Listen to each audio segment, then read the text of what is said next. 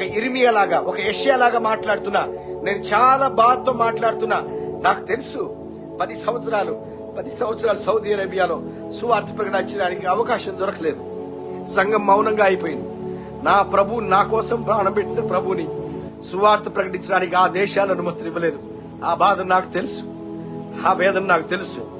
నేను మిమ్మల్ని అవమానించాలని కాదు, మిమ్మల్ని వేధించాలని కాదు. నేను పడుతున్న వేదన నాకు తెలుసు. సౌదీ అరేబియాలో క్రైస్తవులు మీరు అడగండి, ఖతార్ లో క్రైస్తవులు మీరు అడగండి, దుబాయ్ లో క్రైస్తవులు మీరు అడగండి, కువైట్ లో క్రైస్తవులు మీరు అడగండి.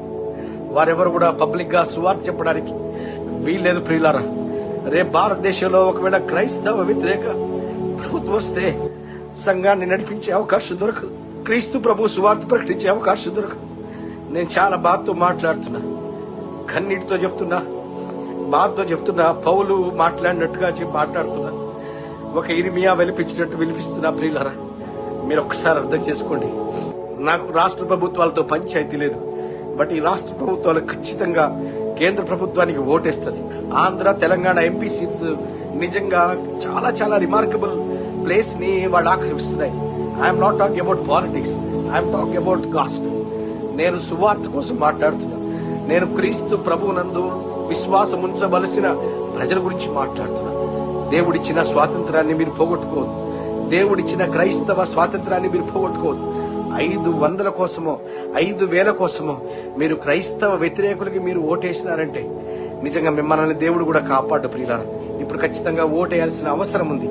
దయచేసి ప్రియులారా, దయచేసి క్రైస్తవ వ్యతిరేక ప్రభుత్వానికి క్రైస్తవులారా మీరు ఓటు వేయకండి. అది తెలంగాణలో అయినా, అది ఆంధ్రప్రదేశ్ లో అయినా, ఏ రాష్ట్రంలో అయినా క్రైస్తవ వ్యతిరేక కేంద్ర ప్రభుత్వానికి డైరెక్ట్ గా గాని ఇండైరెక్ట్ గా గాని సపోర్ట్ చేసే ఏ ప్రభుత్వానికి కూడా ఎంపీ ఓటు వేయకండి. దయచేసి బ్రతిమలాడుతున్నాను. దయచేసి ఎంపీ ఓటుని మీరు సద్వినియోగం చేసుకోండి. మీరు మిగతా ప్రభుత్వాలు క్రైస్తవులకు ఫేవర్ గా ఉంటాయో లేదో తెలియదు గాని క్రైస్తవులకు యాంటీగా ఉన్నామని నేరుగా చెబుతున్న ప్రభుత్వాలను మీరు గెలిపించే పని మీరు చేశారంటే మీరు దానికి తగిన మూల్యం చెల్లించుకుంటారు. నాకు ఇప్పటికే చాలా భయం ఉంది. చాలా వేదనతో నేను ప్రార్థిస్తున్నాను. చాలా భయముతో ఉన్నాను. ఇది అవిశ్వాసం కాదు. రాబోయే ఉపద్రవాన్ని బట్టి వేదనతో నేను ప్రార్థిస్తున్నాను. మీరు ఖచ్చితంగా క్రైస్తవ వ్యతిరేక ప్రభుత్వాన్ని గనక మీరు కేంద్ర ప్రభుత్వంలో రావడానికి నీ ఓటు కారణమైతే దేవుని ఉగ్రత నీ మీదకే వస్తుంది. దేవుని ఉగ్రత నీ వేలికే వస్తుంది. దేవుని ఉగ్రత నీ మెదడికే వస్తుంది. దేవుని ఉగ్రత నీ కళ్ళకే వస్తుంది. దేవుని ఉగ్రత నీ గుండెకే వస్తుందని మరొక మారు కన్నీటితో హెచ్చరిస్తున్నా, కన్నీటితో బ్రతిమలాడుతున్నా.